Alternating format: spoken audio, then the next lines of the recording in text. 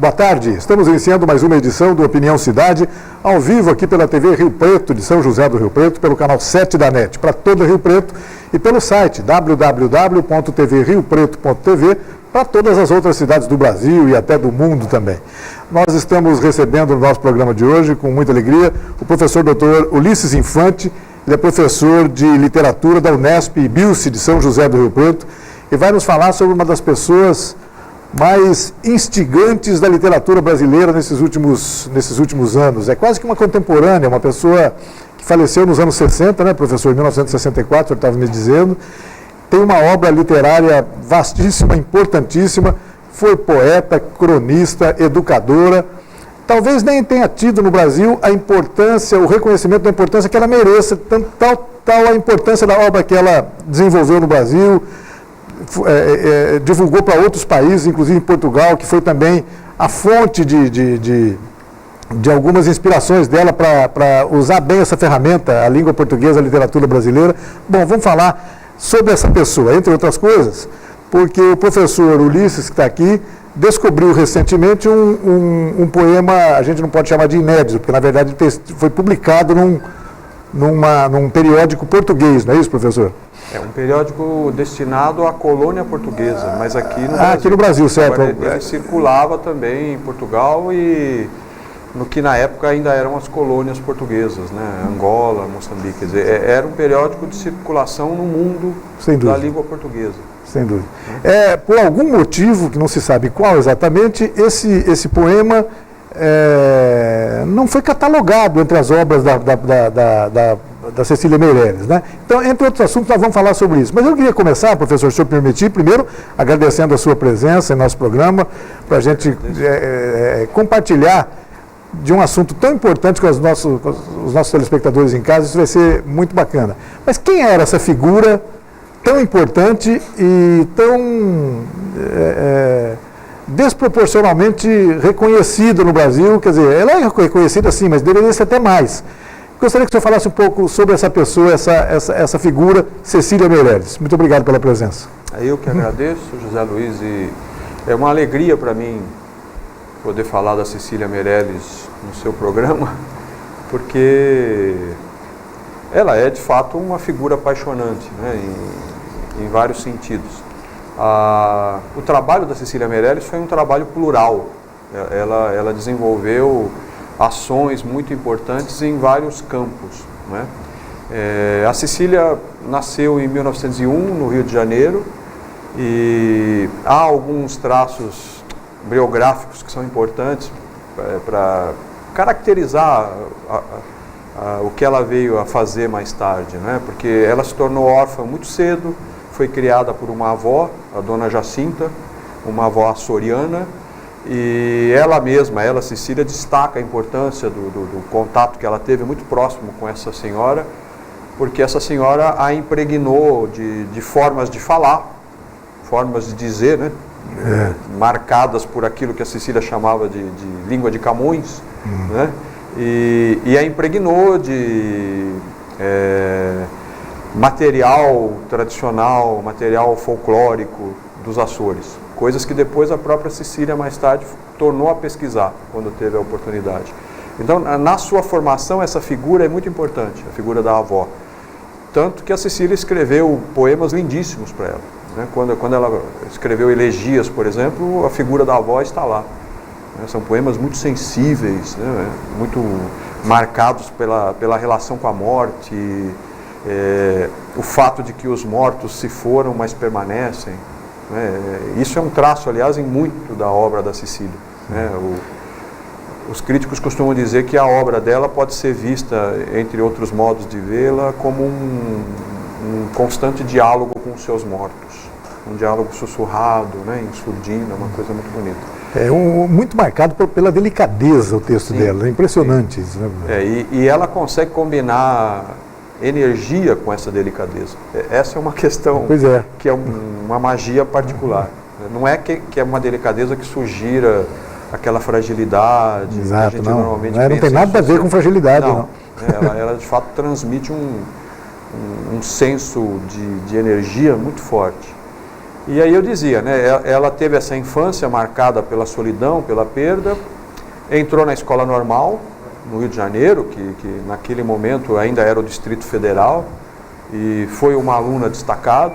É bom que se diga que naquele momento os professores da escola normal eram figuras notáveis da cultura brasileira, e interessantemente ela ainda, assim, logo depois que se formou, ela publicou o primeiro livro de poemas, que é um livro de sonetos chamado Espectros, que foi publicado em 1919.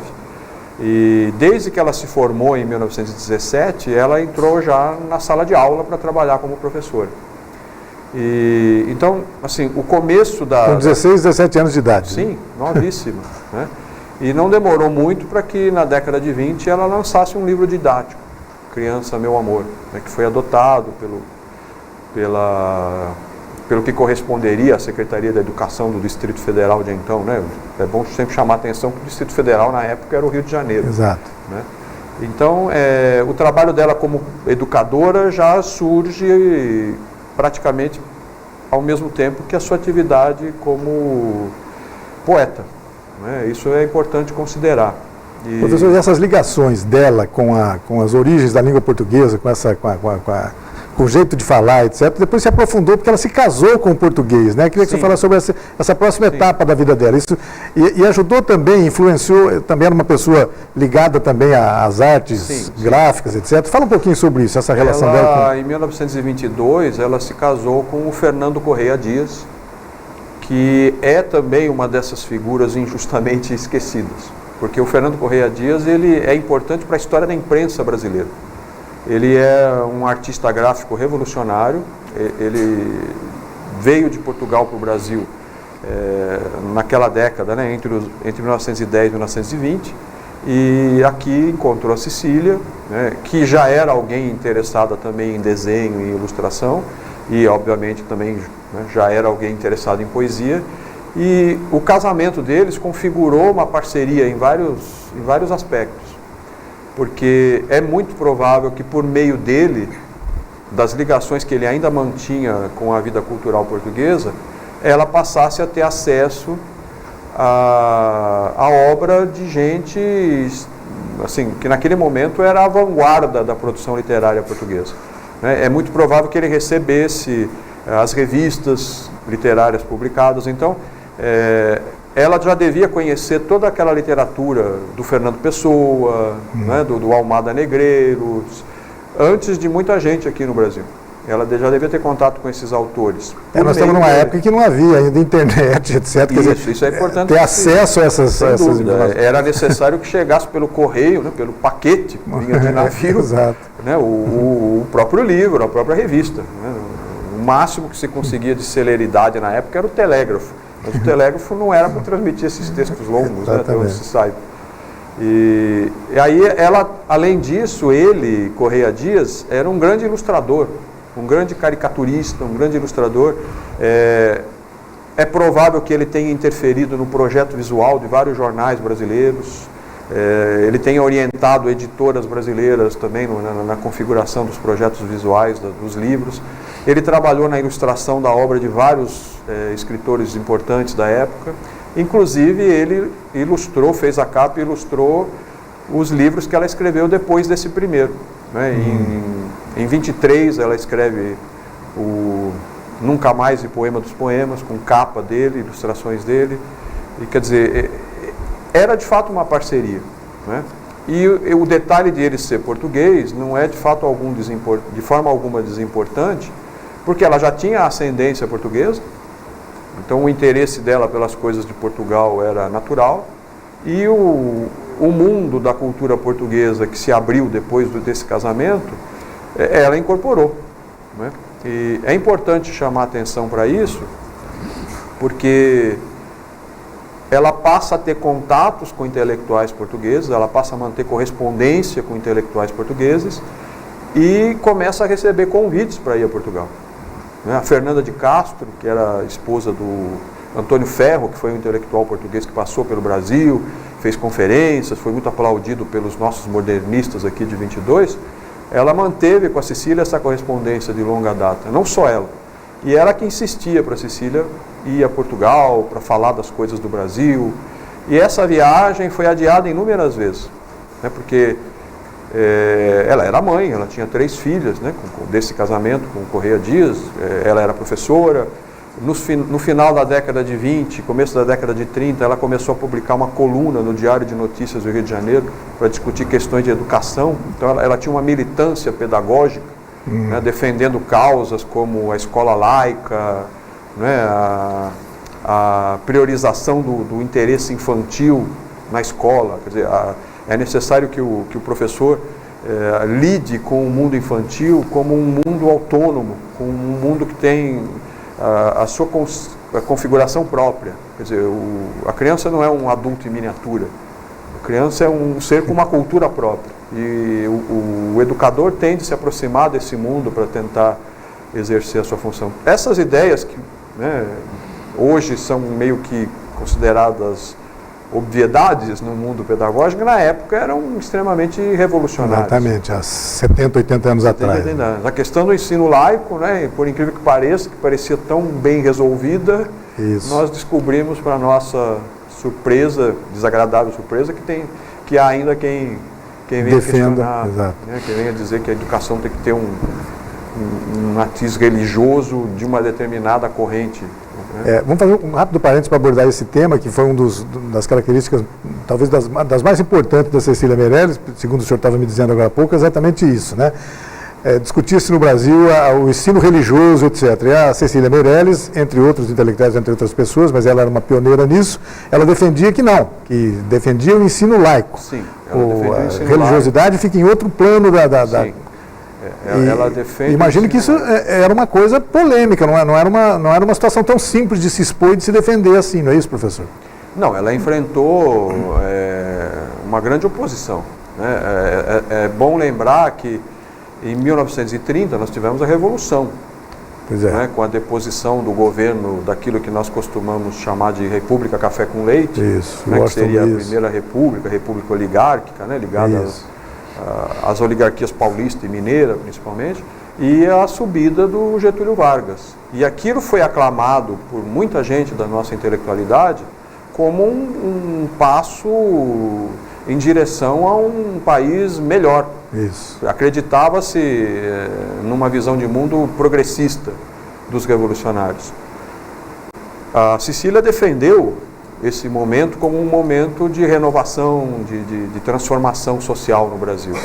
Mas o Getúlio Vargas colocou no ministério o Francisco Campos, que foi quem veio propor o ensino religioso.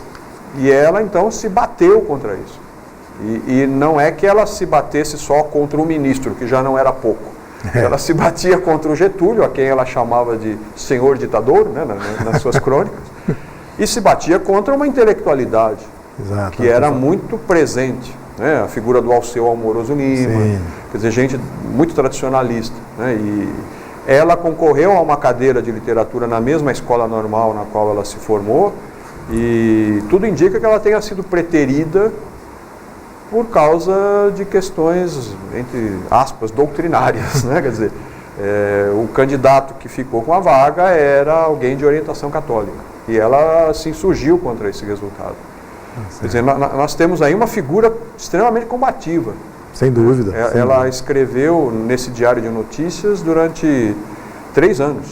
Né? Depois, na década de 40, ela volta a escrever sobre educação na imprensa. Mas já num momento mais maduro, né?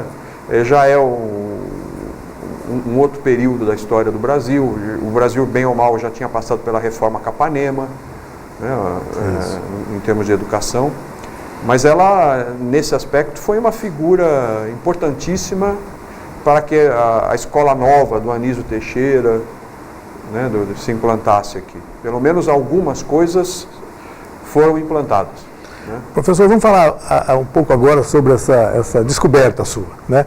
O professor Ulisses descobriu um poema ainda não catalogado, vou chamar assim, não pode se dizer que seja inédito, mas não catalogado como integrante da obra de Cecília Meirelles.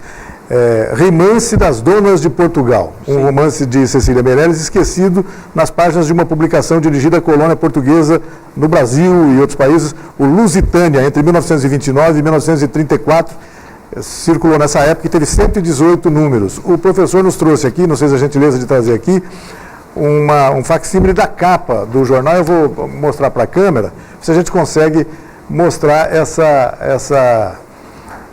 esse facsímile, essa capa do jornal, onde consta então esse poema até então desconhecido da Cecília Meirelles. Professor, que poema era esse? Então, o Rimance das Donas de Portugal, como a gente percebe pela Lusitânia, né, pela página da Lusitânia que você mostrou, ele foi escrito, aqui aparece, né, a informação, ele foi escrito especialmente para a festa do Centro do Minho, pela ilustre poetisa brasileira, diz aqui o texto, Cecília Meirelles, né? E note-se que aqui se escrevia Cecília Meirelles com 2 L's ainda, né? E há até uma coisa anedótica que talvez seja interessante, né? Como ela passou por uns maus bocados na vida, né? Esse primeiro marido dela se suicidou em 1935. Puxa. Um dia disse que ela recebeu uma carta de uma admiradora sugerindo que ela mudasse o Meirelles, que passasse a grafar com um L só, essas coisas de numerologia. Já e tinha ela adotou. De fato, depois ela passa a usar Meirelles com L só. Aqui ainda aparece com 2, né, que era a grafia original. Agora, eu chamo a atenção para o fato de que o poema foi escrito especialmente para a festa do Centro do Minho, por quê? O Minho é a região norte de Portugal. Se nós olharmos para o mapa de Portugal, aquela parte bem ao norte ali, é onde Portugal faz divisa com a Galiza, que é uma região da Espanha, e a divisa, pelo menos nas proximidades do litoral, ela é feita pelo rio Minho. E a região de Portugal, entre a cidade do Porto e essa divisa, é o entre Douro e Minho, porque o rio que deságua no mar na cidade do Porto é o Douro.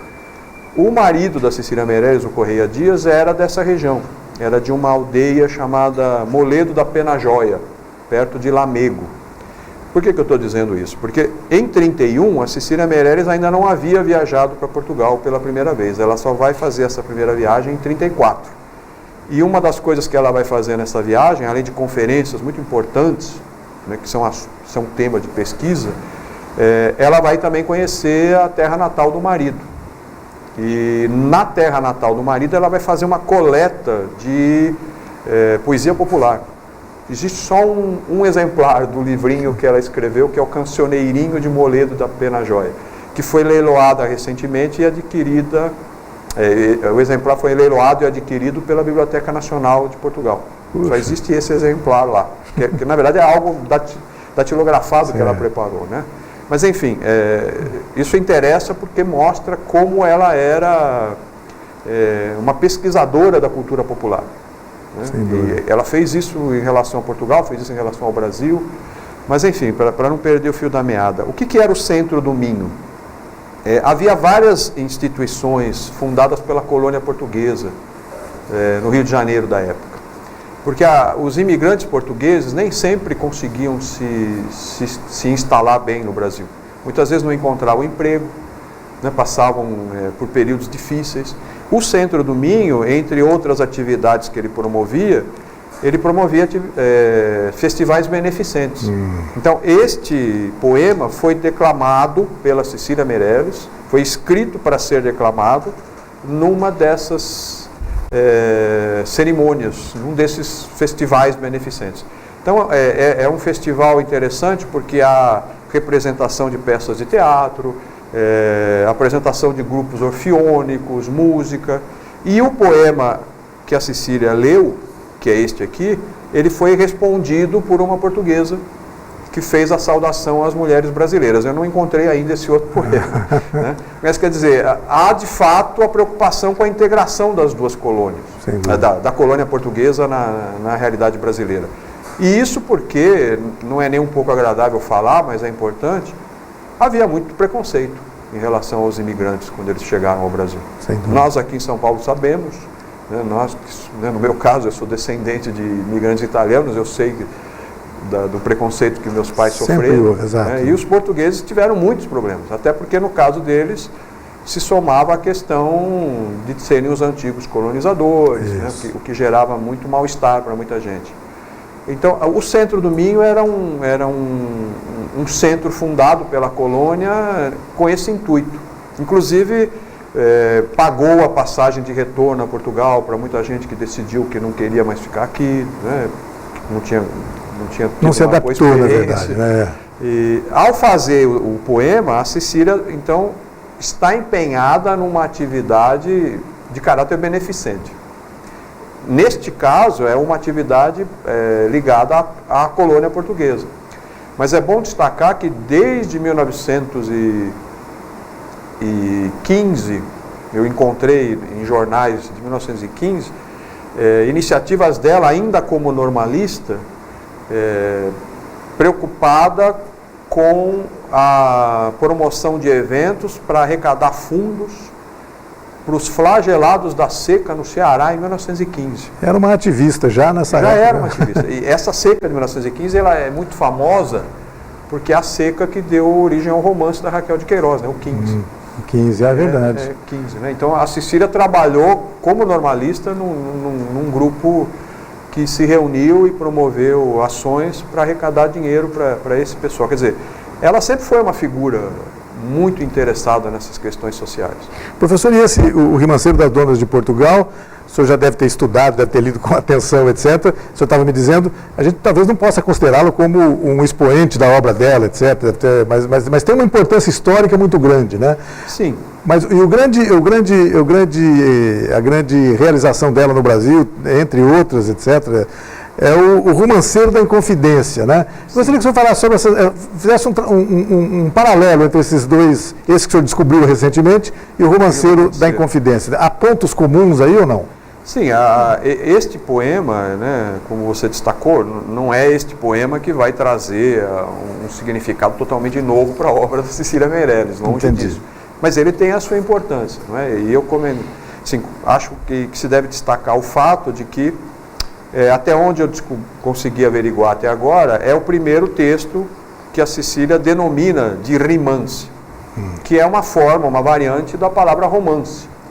E o romance, no caso, não é o romance como nós estamos acostumados a pensar hoje, que é quase sempre uma obra em prosa narrativa. O romance aqui é um texto poético narrativo, que se insere numa tradição que vem da Idade Média ibérica, num momento que ainda não havia nem a separação nítida entre Portugal e Espanha.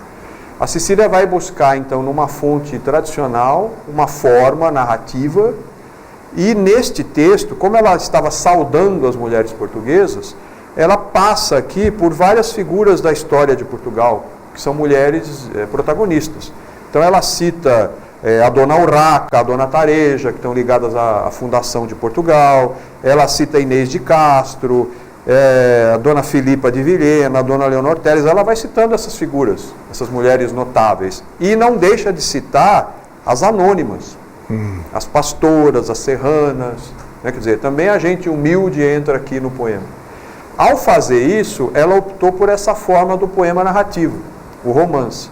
Só que ela já introduz uma modificação, porque ao mesmo tempo que ela vai contando a história dessas mulheres, ela vai fazendo considerações. Que sentido tem isso? Né? O que significou a existência dessa mulher? Quer dizer, ela vai fazendo uma meditação sobre a existência humana, que é algo que ela vai fazer sistematicamente no Romanceiro da Inconfidência. Quando em 1953 ela publicou o Romanceiro, ela nos surpreendeu porque ela renovou esta forma do romance. Ela usou esta forma tão tradicional para contar a história da Inconfidência Mineira e, ao mesmo tempo, fazer ponderações de caráter existencial sobre o sentido da história, sobre o sentido das atitudes humanas. Então, ela consegue, no Romanceiro, como ela conseguia quase sempre na sua obra poética, renovar as formas tradicionais da literatura. Isso é a grande modernidade da Cecília.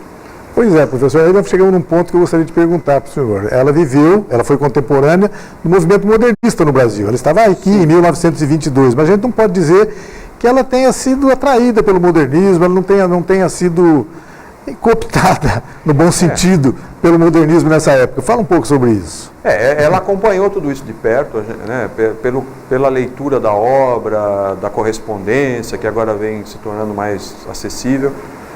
Nós sabemos que ela acompanhou o trabalho do Mário de Andrade, ela inclusive passou a ter com ele uma interlocução por meio de correspondência muito interessante. Em Portugal, em 1934, quando ela divulgou a poesia brasileira, ela deu um destaque muito grande à obra do Mário de Andrade, e o que a atraía na obra do Mário de Andrade era o equilíbrio do Mário de Andrade, a capacidade que o Mário tinha de conciliar a tradição com a modernidade, a independência estética, ideológica do Mário era algo que ela admirava. Então, ela é uma artista moderna. Agora, ela não é uma artista cuja modernidade seja uma modernidade de exterior. Não é um espalhafato modernoso, de jeito algum. Ela vai buscar, em formas muito tradicionais, a expressão para conteúdos modernos. Então, ela consegue renovar aquilo que parece que envelheceu. E isso faz com que a gente estabeleça uma indagação constante mesmo, sobre o que significa a tradição que nós temos. Porque a cultura ocidental criou uma tradição fantástica. Mas no nosso mundo, né, em que as coisas parecem tão desagregadas, como é que ela se encaixa? A Cecília mexe com isso, sem considerar que ela também tem um interesse muito grande pelas culturas orientais, mas isso já é outra página. Sim. Aqui nesse caso do romance, do rimance, ela está reatualizando uma forma muito tradicional da literatura, e dando a ela um sentido novo, moderno. E sempre como porta-voz de pessoas, etc., de grupos não tão bem representados, etc., sempre foi uma pessoa muito avançada, muito pioneira, etc. E o senhor estava me dizendo agora há pouco que há uma passagem em que um discurso dela sugeriram uma censura. Cortaram, é bom cortar isso e aquilo. E a reação dela qual foi, professor? Ela não leu o discurso, é isso? Esse episódio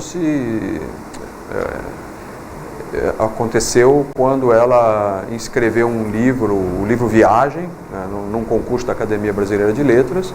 O livro foi premiado, foi considerado o melhor livro do concurso, e houve um debate muito intenso, porque uma parte da academia se insurgiu, não aceitou o veredito da comissão julgadora. O Cassiano Ricardo, que presidia a comissão julgadora, defendeu a sua posição, analisou todos os outros concorrentes e demonstrou que a Cecília era de longe a melhor de todos. Ela foi então convidada a discursar na cerimônia de premiação, só que antes a diretoria da academia achou que devia dar uma olhada no discurso. E disseram a ela que em certos momentos ali não seria bom que ela lesse. Ela simplesmente desistiu de ler o discurso. Nós temos o discurso hoje porque o Cassiano Ricardo o publicou na íntegra no livro em que ele conta toda a história dessa polêmica. O senhor estava me dizendo que o Cassiano Ricardo, ao comentar que ela estava muito à frente dos outros, chegou a comentar ali que ela deveria ser colocada como primeira colocada, declarada como primeira colocada, sem que houvesse segundo.